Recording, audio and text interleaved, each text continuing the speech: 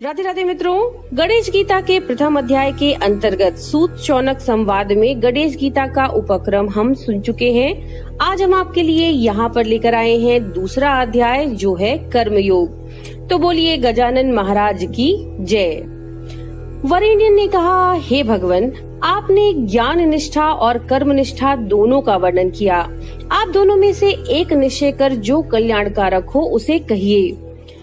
श्री गजानन बोले, हे प्रिय, इस चराचर जगत में मेरे द्वारा पहले से वर्णित दो प्रकार की स्थिति है। सांख्य शास्त्र जानने वालों की ज्ञान योग से और कर्म के अधिकारी जनों की कर्म योग से शुद्धि होती है।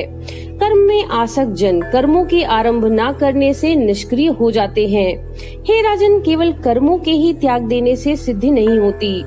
किसी दशा में क्षण मात्र भी कर्म किए बिना कोई नहीं रह सकता। प्रकृति के स्वाभाविक तीनों गुण सबको ही अवश्य करके कर्म कराते हैं। जो कर्म करने वाला इंद्रियों को रोककर मन ही मन में इंद्रियों के विषयों का स्मरण करता है, उस इंद्रिय लोलुप दुरात्मा को तुक्ष आचार वाला कहा जाता है। हे राजन, जो मन से इंद्रियों का संयम करके कर्मेंद्रियों से निष्काम कर्म योग का अनुष्ठान करता है, वही श्रेष्ठ पुरुष कहलाता है। कर्म न करने से तो फल की कामना करके भी कर्म करना श्रेष्ठ है, कारण कि सब कर्मों का त्याग करने से तो शरीर यात्रा भी नहीं हो सकती। जो प्राणी कर्मों का फल मुझ में समर्पण नहीं करते, वे बंधन में पड़ते हैं। इस कारण से निष्काम कर्म का अनुष्ठान करते हुए निरंतर मुझे अर्पण करके कर्म बंधन का नाश करना चाहिए।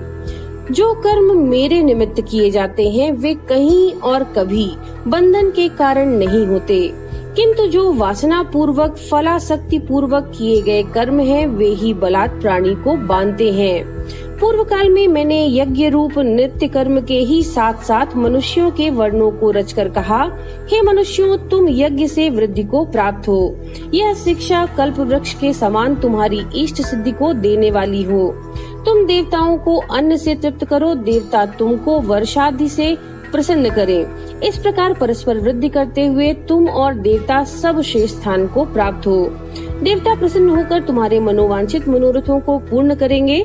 उन देवताओं के दिए हुए पदार्थों से उनकी आराधना किए बिना जो भोग भोगता है वह चोर है।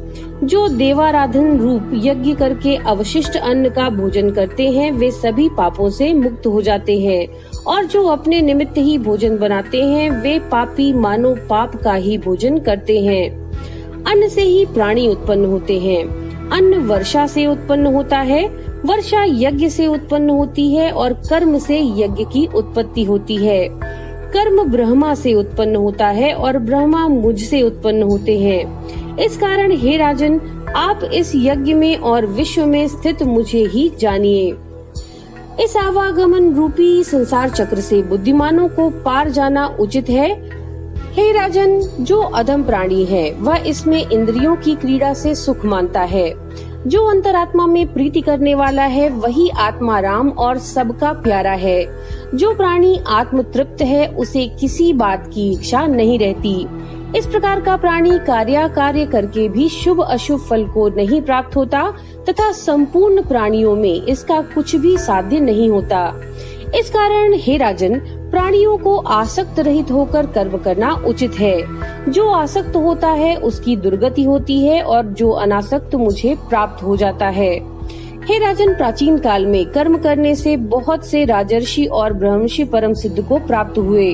लोक संग्रह के निमित्त ही अनासक्त होकर कर्म करना उचित है। जो कर्म महान पुरुष करते हैं, वही कर्म अन्य सब करते हैं। वह जिसको प्रमाण मानते हैं, दूसरे भी उसी को मानते हैं। हे राजन, मुझे कोई वस्तु स्वर्ग आदि में भी दुर्लभ नहीं है, और मैं कर्म करके किसी अप्राप्य वस्तु को प्राप्त करने की इच्छा भी नहीं करता। फिर भी मैं कर्म करता हूँ। और हे महामते, यदि मैं आलसी तथा स्वच्छंद होकर कर्म ना करूँ, तो सभी वर्ण कर्म छोड़कर केवल मेरा अनुगमन करने लगेंगे। तब मेरे ऐसा करने से सब वर्ण आचार भ्रष्ट होकर नष्ट हो जाएंगे। इससे इस संसार का नाश करने वाला और वर्ण संकर को उत्पन्न करने वाला भी मैं ही होऊंगा।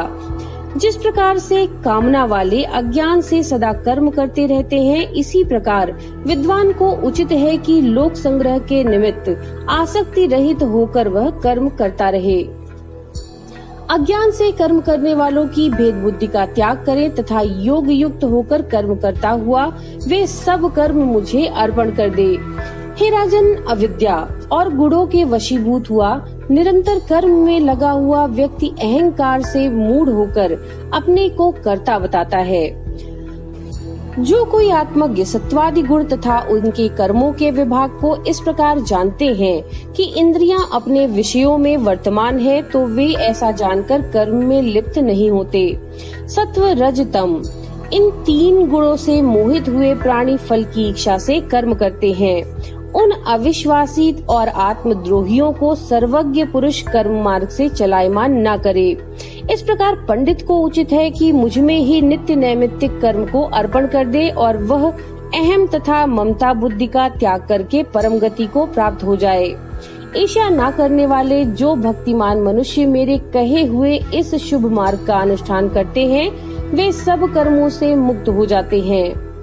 जो अज्ञान से चित्त के नष्ट होने के कारण इस मार्ग का अनुष्ठान नहीं करते, उन ईर्ष्यालु, मूर्ख और नष्ट बुद्धियों को मेरा शत्रु जानो।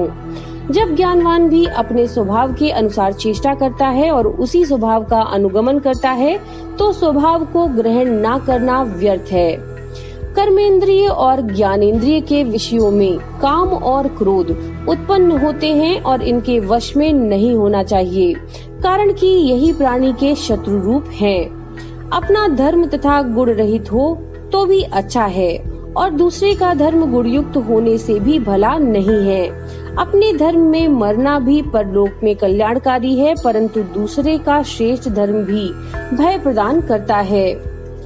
वरिणी ने कहा, हे गणेश जी, प्राणी जो पाप करता है वह किसके द्वारा प्रेरित होता है?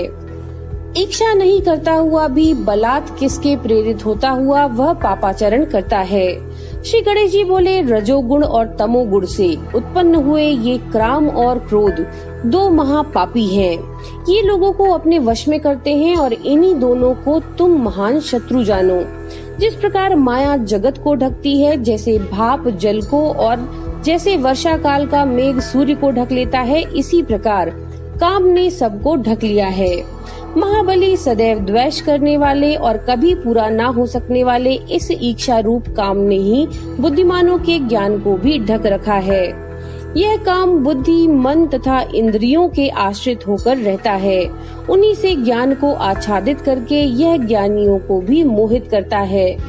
अतः पहले मन के सहित इंद्रियों को वश में करके ज्ञान और विज्ञान के नाश करने वाले इस मनोद्भाव पापी काम को जीतना चाहिए। स्थूल देह से इंद्रियां परे हैं, इंद्रियों से परे मन है, मन से परे बुद्धि और बुद्धि से परे आत्मा है। इस प्रकार बुद्धि से आत्मा को जानकर बुद्धि से ही मन को स्थिर करके काम रूपी शत्रु को मारकर परम पद को प्राप्त करना चाहिए। इति श्री गणेश पुराणे गजानन वरेण्य संवादे गणेश गीतायाम कर्म योगो नाम 2 अध्यायः।